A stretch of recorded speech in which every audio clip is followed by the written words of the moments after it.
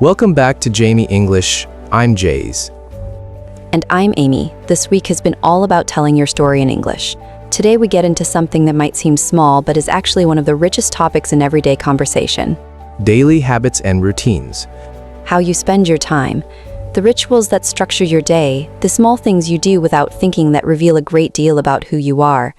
People love talking about habits, morning routines, exercise habits, how they unwind, what they eat, how they sleep.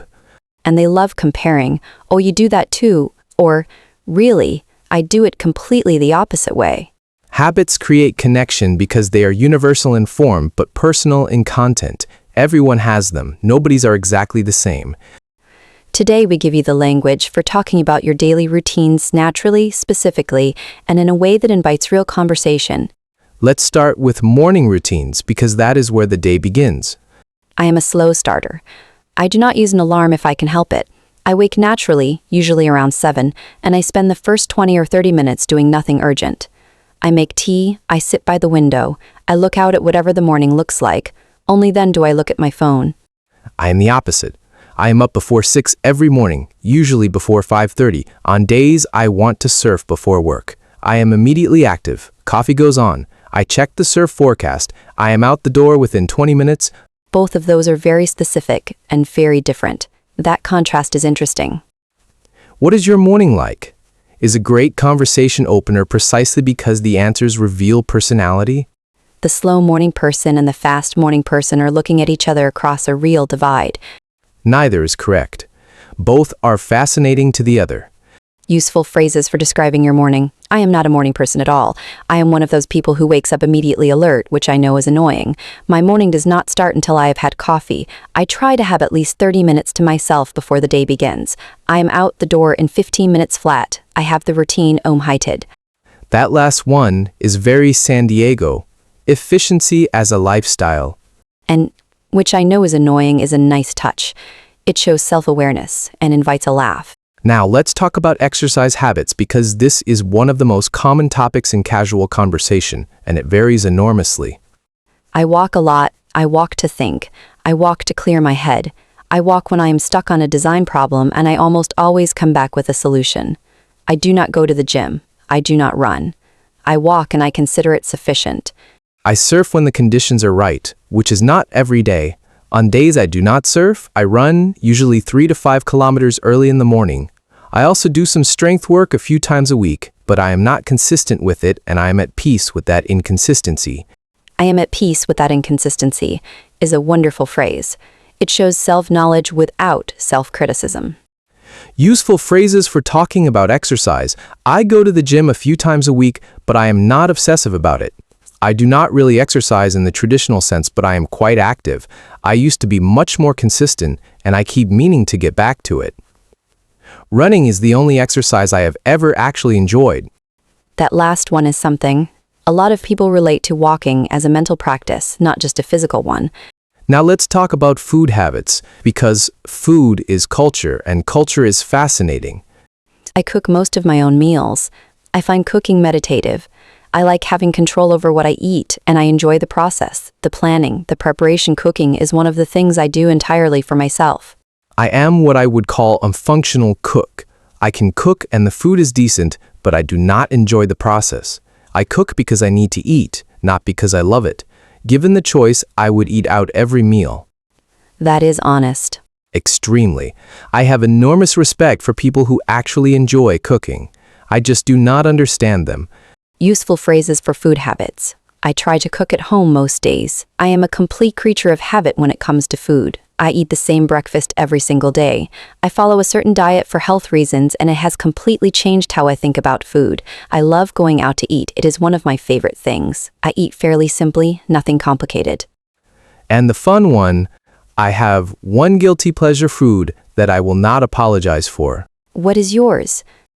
Gas station hot dogs. I know, do not judge me. I respect the honesty. Mine is instant noodles at midnight when I am working late. The very cheap kind. Something about it is deeply satisfying. Everyone has one, and admitting it in conversation is immediately humanizing. Now let's talk about evening routines. How you end the day. I am someone who cannot fall asleep with any noise or light. My room is dark, quiet, and cold. I am asleep by 10 most nights. I am deeply boring in the evenings, and I accept this completely. I stay up late. I do my best creative work between 9 and midnight. I am not asleep before 1 on most nights. I have accepted that I am simply wired this way. Those two routines would make us incompatible as roommates. Completely, which is why understanding routines matters not just for conversation but for real life. Useful phrases for evening routines. I wind down by blank. I cannot fall asleep without blank. I am a night owl. I come alive after 9. I tend to crash pretty early. I am useless after 10. My evenings are usually very quiet. I like to have something I look forward to in the evenings. Now let's talk about weekend routines, because many people's personalities are more visible on weekends than on weekdays. My ideal weekend: Saturday morning in the ocean, then coffee and breakfast somewhere good, then a completely unstructured afternoon. Sunday involves some planning for the week, a longer run, and something social in the evening. My ideal weekend: Saturday is for projects, things I want to do but do not have time for during the week, creative projects, long walks, deep cleaning, reorganizing.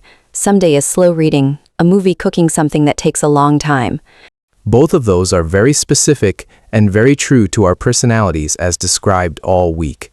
And they are interesting because they are different. Amy's productive Saturday versus Jay's unstructured one. Useful phrases for weekend habits. My weekends are pretty structured actually. I like having a plan. I try to have at least one completely unscheduled day a week. I use weekends to catch up on everything I let slide during the week. My weekends are when I actually feel like myself.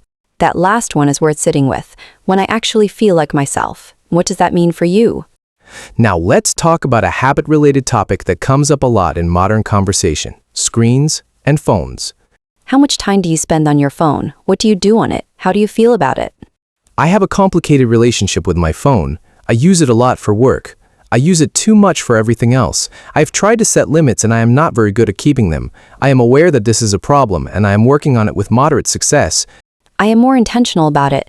I keep my phone out of my bedroom. I do not check it first thing in the morning. I have specific times when I check social media and try not to go outside those times.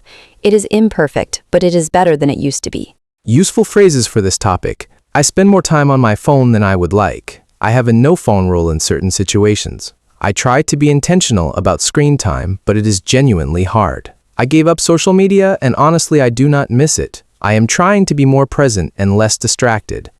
These are all honest and all extremely relatable. Because this is a struggle everyone recognizes. Now let's practice by building a full routine description. Jayz, give me your full day in 5 sentences. Up before 6, coffee, surf or run, 3 classes in the morning, planning and correspondence in the afternoon, out of the building by 4:30, dinner early, in bed by 10. That is my life, 5 days a week, and I would not change much of it. Good, specific, complete, and ends with a value statement. Your turn, listeners. Build your own 5-sentence day, make it specific. Include one thing you do that might surprise someone. Then say it out loud in English. That is your practice for today. Vocabulary review for morning routines. Slow starter, immediately active. Not a morning person. Promoted my routine. I need blank before I can function. For exercise, consistent. At peace with my inconsistency. It is my version of meditation. I go through phases. I keep meaning to get back to it.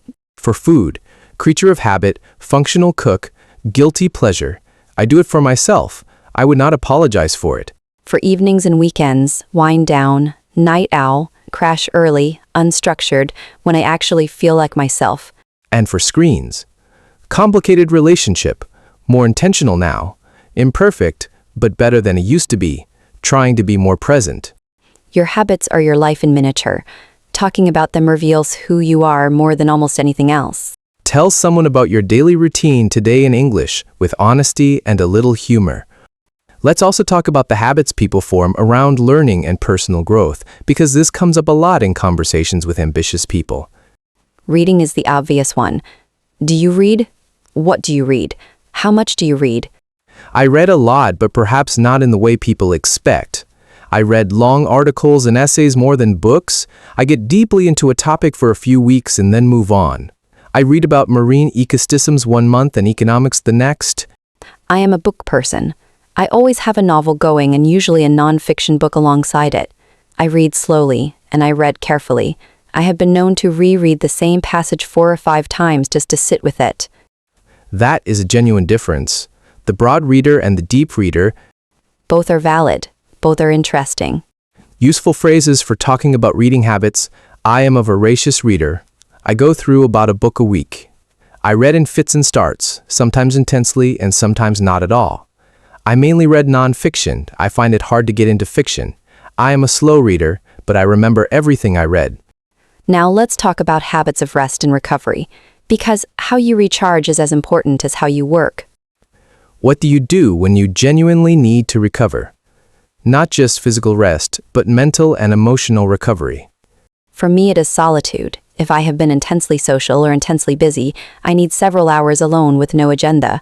Not sleeping, not working, just being walking, cooking, sitting with a book. I recharge in silence. I recharge with people surprisingly given how much I value early mornings alone. But after a difficult week, I want to be around people. I trust, good conversation, shared food, a familiar environment that restores me.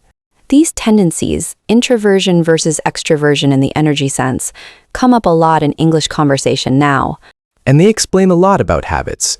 Why some people love parties and others dread them. Why some people seek quiet and others seek noise. Useful phrases for talking about how you recharge. I am someone who needs a lot of quiet time to feel restored. Being around people energizes me, the more the better. I need a certain amount of solitude or I start to feel depleted. My version of relaxation looks like blink, which I know is not everyone's idea of rest. That last phrase acknowledges that rest is subjective. Your idea of recovery might look like work to someone else. For some people, organizing their closet is profoundly restorative. For others, it sounds like punishment. Context matters, and knowing yourself well enough to explain your own patterns is a real conversational asset. Now let's talk about seasonal and cyclical habits, the things that change with the time of year. Surfing changes completely with the seasons. Winter brings bigger swells, colder water, different crowds. Summer is warmer, but more chaotic. My relationship with the ocean genuinely shifts throughout the year. My creative work has seasonal rhythms too. I tend to take on bigger, more ambitious projects in spring. By summer, I want lighter work. Autumn is when I feel most productive. Winter, I spend a lot of time drawing and sketching, which is the quieter side of design. That seasonal awareness is interesting. Not everyone thinks about their lives in those terms, but once you start, you notice it everywhere. Useful phrases for seasonal habits. I tend to blank more in the warmer months. Winter is when I blank. I go through cycles with blank periods of intensity and periods of stepping back. This time of year, I always feel like blank. Now let's talk about the habits that people try to build and often fail at, because this is also very real. The habit you have been trying to establish for 3 years. We all have one. Mine is meditation. I have started a daily meditation practice approximately 9 times.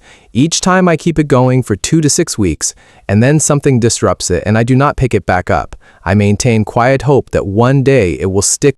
Mine is consistent sleep timing. I know that going to bed at the same time every night would improve my morning significantly. I know this, and yet here we are, at 1 a.m. on a Tuesday. These failed habit attempts are wonderfully humanizing. Because everyone has them, and being able to laugh at yourself about them is both likable and honest. Useful phrases for habits that have not stuck. I have been meaning to start blank for years. I keep trying and I keep not quite succeeding. I do it for a while, and then life gets in the way. It is on the list. It has been on the list for a long time. That last one is a beautiful phrase. The gap between who I am and who I keep trying to become. It is honest, and it is funny, and it is deeply human. Your habits are a portrait of your daily life, and daily life, in all its mundane specificity, is where most of life actually happens. Talk about it honestly, with humor, with self-knowledge. That is what makes conversation real. We will see you tomorrow. Take care.